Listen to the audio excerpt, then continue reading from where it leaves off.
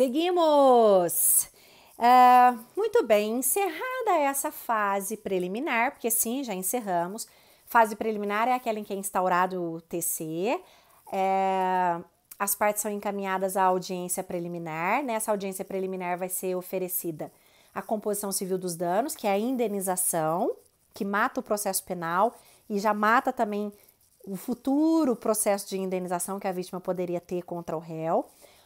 E se não for possível a composição civil dos danos, aí que surgiria a transação penal, beleza? Então, essa fase preliminar, ela é composta disso e vejam vocês que a finalidade, de fato, é fazer com que não tenha um processo penal contra o autor do fato. Agora, nós vamos ter que seguir levando em consideração a impossibilidade, por alguma razão, de não ter a composição civil dos danos ou não ter a transação penal. Qual que seria a impossibilidade? Várias, gente. Na composição civil, não tem vítima, ou se tem vítima, ela não aceitou fazer o acordo. Se teve transação penal, aí se seguiu para a transação penal. Na transação penal, o réu, o autor do fato, não quis fazer a transação penal ou ele descumpriu a transação penal. Lembra? Se ele descumpriu o acordo da transação penal, aí vai ser oferecida a denúncia ou vai ser oferecida a queixa. E nós vamos inaugurar agora, você coloca agora sim um tópico grande, 4.2, fase judicial ou fase processual, sinônimo, tá? Fase judicial ou processual. Para você se situar, eu gostaria que você fosse lá no artigo 77, porque a gente vai começar a trabalhar sobre essa parte do procedimento em si mesmo, né? Do processo que vai nascer. Infelizmente, repito, não teve como cumprir, por alguma razão não teve os acordinhos antes, e aí chegou naquilo que a lei do juizado não quer fazer nascer o processo, mas fazer o quê, né? Não teve como, a audiência preliminar de alguma maneira foi infrutífera, então nós vamos inaugurar essa fase judicial que você colocou 4.2, esse tópico. E aí você vai colocar logo abaixo dele, letra A, oferecimento da denúncia ou queixa. E agora, obviamente, já que estamos em fase judicial processual, o que tem que ser feito? Oferecimento da denúncia ou da queixa. Então, esse é o tópico A. Não vou voltar a repetir o que precisa para oferecer denúncia ou queixa, porque vocês sabem que é o mesmo requisito que todo procedimento vai ter. Já falamos isso lá do ordinário, do sumário. Você vai lá no artigo 41, que são os requisitos que tem que ter a denúncia ou a queixa. Mas aqui, a gente vai fazer uma observação que é a seguinte. Essa denúncia ou a queixa, ela será preferencialmente oral. E quando? Ao final da audiência preliminar. Então, você anota aí, por favor, que essa denúncia ou a queixa preferencialmente será oral. E quando? Ao final da audiência preliminar. Lembra que uma das características do procedimento sumaríssimo, lá nas primeiras aulas, nos primeiros vídeos, nós falamos que uma das características do procedimento sumaríssimo é a oralidade, um dos princípios, né? É a oralidade. E eu falei para vocês, gente, tudo vai ser oral, a defesa inicial vai ser oral, a denúncia e a queixa também, ela tende a ser oral. E quando que ela vai ser oral, quando ela não vai ser? Se tiver todo mundo presente lá na audiência, já faz essa se o promotor já tiver, ou se a vítima tiver, se for ação penal privada e ela tiver com seu advogado, eles têm essa oportunidade de já apresentar oralmente a denúncia ou a queixa. Não sendo possível por qualquer razão, ela vai ser feita posteriormente por escrito. Ok? Vamos colocar a letra B agora. Letra B, citação do acusado. Citação do acusado. A citação vai seguir as mesmas regras que nós já sabemos. Quais são as regras? Primeiro, tenho que me esforçar para fazer a citação pessoal, porque é isso que norteia o processo penal. Não deu certo porque não foi encontrado, deveria ser feita a citação editalícia. Mas você lembra que no juizado especial não pode ter citação por edital? Aí esse processo que está lá no juizado especial vai ser encaminhado lá para a vara criminal, para a vara comum, e lá dentro o rito, ou seja, a música que vai tocar para para seguir esse processo aí, que vai embalar esse processo, é a do procedimento sumário. Não precisa ser ordinário. O ordinário está muito, muito complexo. Eu estou num rito tão singelo, né? Para que eu vou ficar pegando procedimentos extensos demais? Então, essas são as regras da citação. Não tem muita novidade. Chamamos a atenção aí da citação editalícia que não tem. Mas você vai também se surpreender com algo que eu vou te dizer agora. Sabia que preferencialmente também a citação é feita na própria audiência preliminar depois da denúncia? Sim. Olha só que interessante isso. Estamos num rito sumaríssimo, meus amigos. Um rito extremamente célere, que tende a ser barato. Vamos fazer com que as coisas sejam muito rápidas. E então funciona assim. Teve audiência preliminar. Vítima, tem composição civil? Não. Autor do fato, quer transação penal? Não. Denúncia oral. Fez a denúncia, entrega a cópia dela para o autor do fato, que passou a ser o denunciado.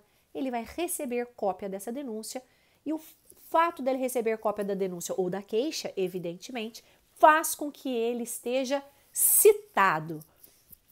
E eu acho fantástico esse juizado especial. Gente, eu adoro a lei de juizado especial, porque eu acho ela muito célere mesmo. Mas nunca vi uma citação ao vivo no juizado especial? Nunca vi. Porque vocês devem estar falando, mas por quê? Quem faz estágio, não sei, de repente pergunta futuramente, ou se você lembrar de já ter visto alguma citação, algum caso assim. Normalmente porque essa audiência preliminar, ela é feita, o juiz marca várias no mesmo dia, não dá tempo de fazer a denúncia, para fazer a citação também. Não é muito prático, vou falar bem a verdade. Isso não desmerece muito esse rito não, sabe? Às vezes fica uma coisa até mais mecanizada. Mas eu acho que seria legal, né, se conseguir seguir a risca. Então, vocês estão vendo que bacana?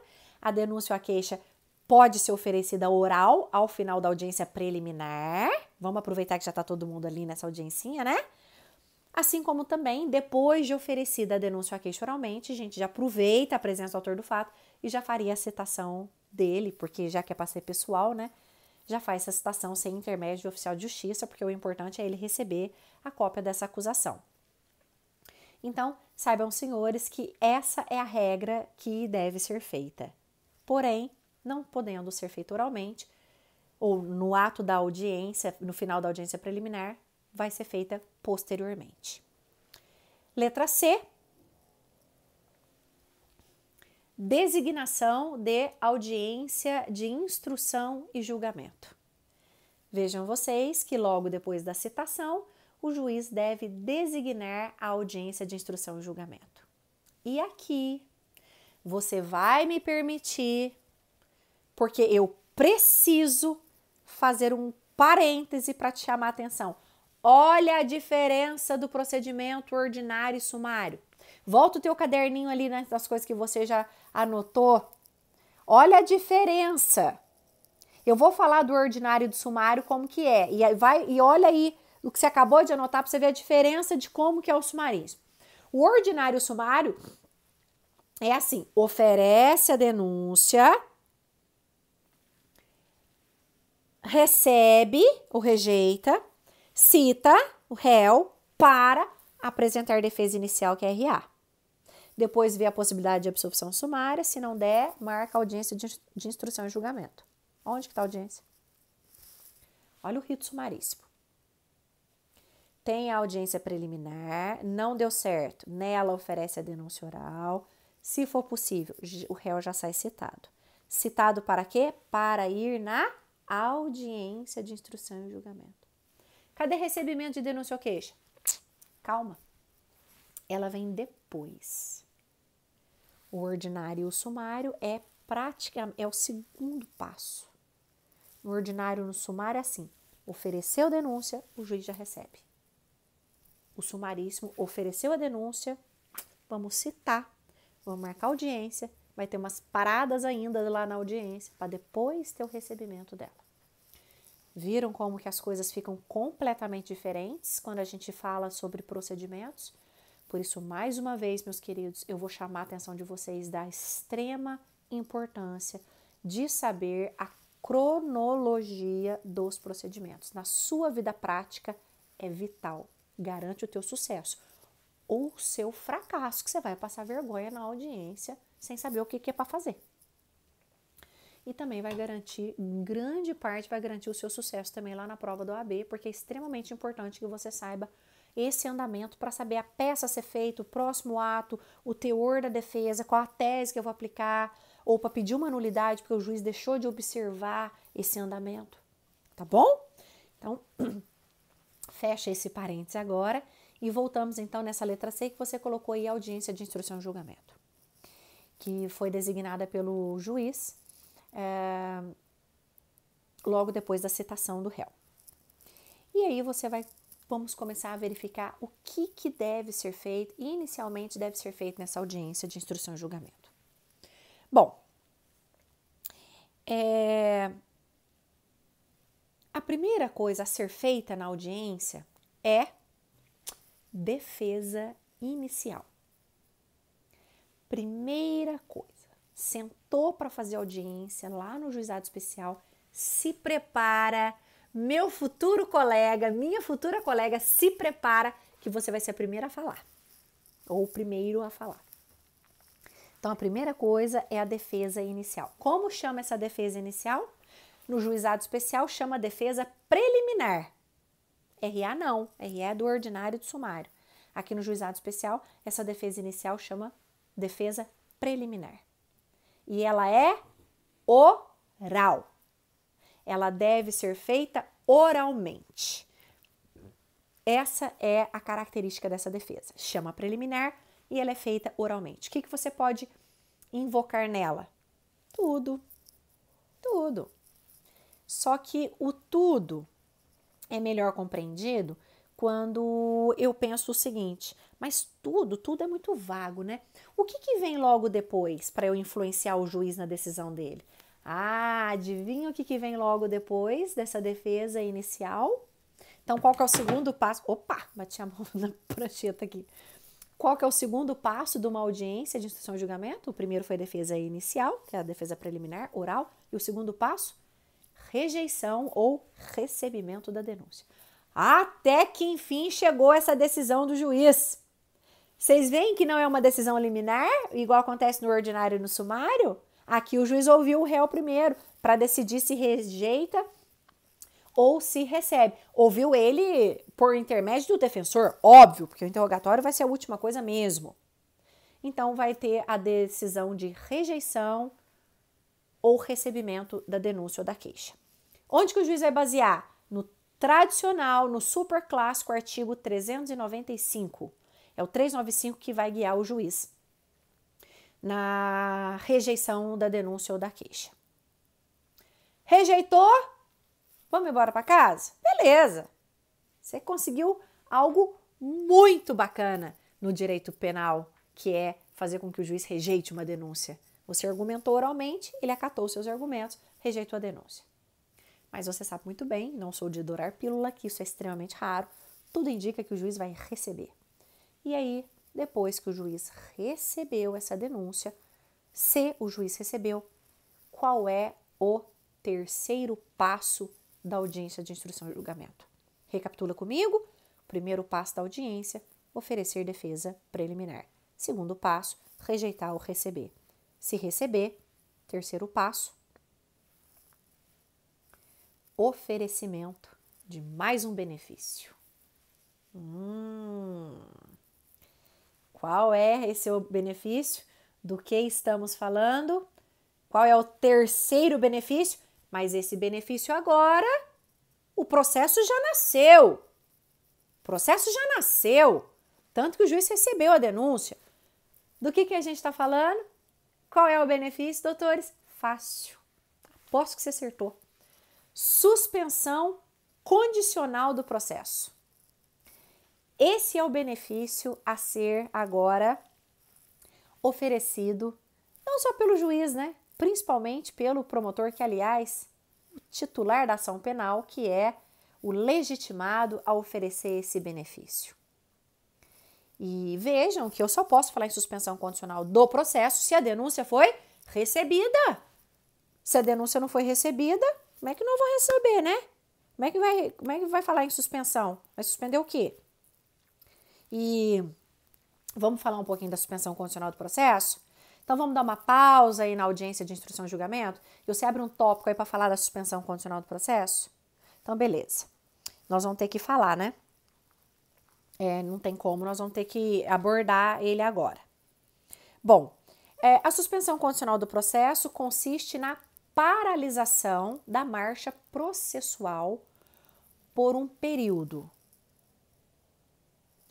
Paralisação da marcha processual por um período. É isso que consiste a suspensão condicional do processo. Por qual período que o processo vai ficar suspenso? O processo ficará suspenso por um período de 2 a 4 anos. Então, o processo vai ficar paralisado por um período de 2 a 4 anos. O que o réu deve fazer em troca, para obter a suspensão desse processo? O que ele tem que fazer para conseguir a suspensão desse processo? E se ele cumprir com o que foi estipulado pelo juiz, se no final desse período que o processo ficou suspenso, se ele cumpriu com as condições impostas, aí vai extinguir a punibilidade dele. Anota aí, condições para obter a futura extinção da punibilidade. Ou seja, condições para que possa obter esse benefício da suspensão condicional do processo. Você vai comigo lá no artigo 89, que é o artigo que trata, que regula a suspensão condicional do processo, que é um artigo super importante para a primeira e para a segunda fase. E aí você acompanha comigo que eu tenho um primeiro requisito de caráter objetivo. A pena mínima.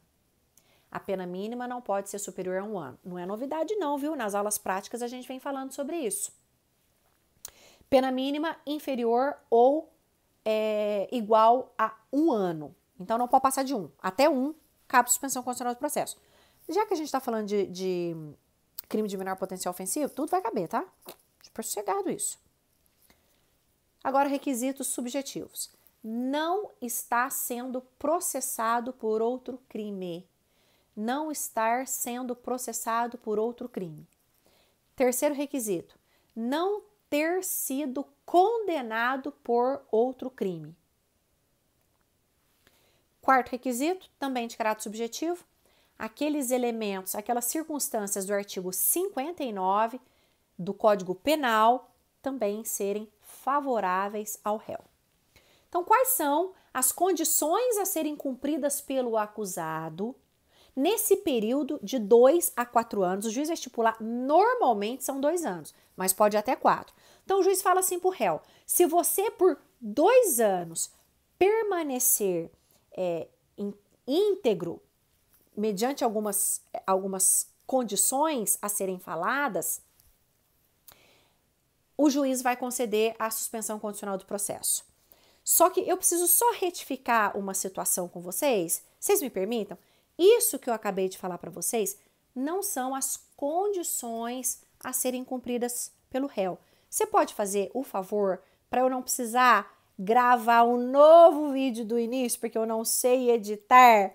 Você pode fazer essa grande gentileza de retificar isso que eu acabei de falar para vocês? Não são as condições a serem cumpridas, são os requisitos para conseguir a suspensão condicional do processo. Eu agradeço a sua deferência e peço para você fazer essa retificação. Por favor, me ajuda bastante para não precisar voltar tudo de novo, tá?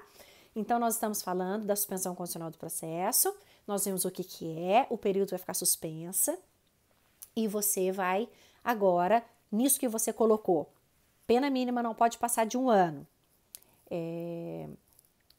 Não estar sendo processado por outro crime, não ter sido condenado por outro crime e as circunstâncias judiciais do artigo 59 do Código Penal serem favoráveis, isso se refere aos requisitos para conseguir esse benefício. Agora sim, quais as condições a serem cumpridas pelo réu? Quais as condições para que ele possa usufruir da suspensão condicional do processo. As condições são, toma nota aí, agora sim sobre as condições. Reparação de danos, salvo impossibilidade. Reparação de danos, salvo impossibilidade. Proibição de frequentar determinados lugares. Proibição de frequentar determinados lugares. Proibição de ausentar-se da comarca sem autorização do juiz. Então, não pode sair da comarca sem autorização do juiz. E comparecimento mensal e obrigatório em juízo. Essas são, portanto, as condições, a moeda de troca para, ao final, ter extinta a punibilidade. É como se o juiz virasse para futuramente seu cliente e dissesse o seguinte: meu amigo, você não fez a composição civil dos danos, não foi possível a transação penal, tudo bem. Agora eu já recebi a denúncia, tá? Só que ao invés do processo seguir, ele pode ficar paralisado. E ele pode ficar paralisado por 2 a 4 anos. Mas no seu caso, eu vou paralisar por 2 anos. Aí o seu cliente vai falar, nossa, mas em troca, o que eu tenho que fazer? Você tem que reparar o dano, se for possível. Não pode sair da comarca sem a minha autorização. Não pode frequentar determinados lugares que eu vou te indicar. E também não, e vai ter que todos os meses vir aqui no fórum assinar a tal da carteirinha do Sursi. Você aceita? Aceito. O juiz vai falar assim, olha, e você pode obter. Por que você pode obter essa suspensão condicional do processo? Primeiro, que a pena mínima é de 1 ano, que são os requisitos. Segundo, você não está sendo processado por nenhum crime. Terceiro, que você também não foi condenado por nenhum outro crime. E quarto, que as circunstâncias do artigo 59 do Código Penal são positivas, são favoráveis a você, portanto, você preenche os requisitos. É como se esse fosse o diálogo entre o juiz e o autor do fato, em relação, agora já não é o autor do fato mais, né, em relação, com o réu, em relação à suspensão condicional do processo. Vamos supor, e aí para a gente já encerrar, vamos supor que o réu, no primeiro ano em que esse processo está paralisado, ele vai lá e comete um outro crime. É o famoso, desculpa a expressão, é feio de falar, mas ó, fez xixi para fora do pinico. Sabe o que vai acontecer? Aquele processo que estava paralisado vai voltar a seguir e o juiz vai marcar os próximos passos, que seria do procedimento sumaríssimo. E esses próximos passos eu vou falar no outro vídeo, numa próxima aula, para a gente honrar o combinado aí dos 2 vídeos de 20 minutos cada. Mas antes, eu só gostaria que você colocasse uma observação que eu vou recapitular na próxima aula. A observação é: a suspensão condicional do processo, apesar de prevista na lei do rito sumaríssimo, é cabível em todos os outros procedimentos também, desde que preenchidos os requisitos mínimos, em especial a pena mínima até 1 ano. Prova disso é que em todos os esqueletos que nós fizemos da aula prática, em todos, sempre vem uma pergunta: cabe a suspensão condicional do processo? Ou seja, doutores, suspensão condicional do processo não é um benefício exclusivo do procedimento sumaríssimo. Ele está previsto no procedimento sumaríssimo, mas ele é cabível nos demais ritos. Já a transação penal, não. A transação penal, essa sim, é exclusiva do procedimento sumaríssimo. Isso é muito importante. Por favor, não confundam isso. Certo? Você vai fazer as questõezinhas que eu vou deixar para você agora, para a gente fixar bem esse conteúdo, e eu vou estar no chat. Em qualquer momento que você estiver assistindo o vídeo e tiver dúvida, não espera acabar não. Eu já vou estar ao vivo o tempo inteiro lá, esperando a sua dúvida chegar. Ok? Espero poder ajudar você se você tiver alguma dúvida, se não ficou, algum ponto não ficou claro.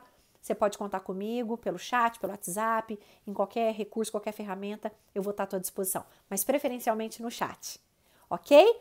Doutores, um beijo para vocês, fiquem em paz, fiquem com Deus, uma excelente semana e ó, bom feriado, viu? Aproveita que vocês merecem esse descanso de feriado aí. Tchau, tchau!